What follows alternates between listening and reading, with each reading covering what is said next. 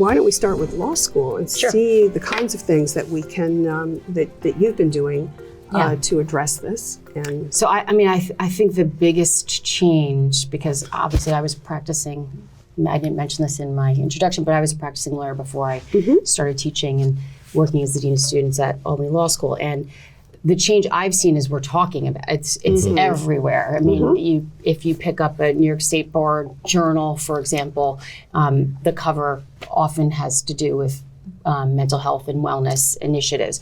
And so I think that's been, tremendous benefit and step in the direction that is going to be, hopefully overall make progress. So you mentioned the ABA National Task Force on Lawyer Wellbeing, and that report is terrific because it gives recommendations, very clear, specific recommendations for law schools, legal employers, judges, bar associations, things that they can do. And so many schools, including Albany Law School, and I'm happy to just give some examples, have been following those recommendations as a starting point and obviously adding on depending on the particular law school.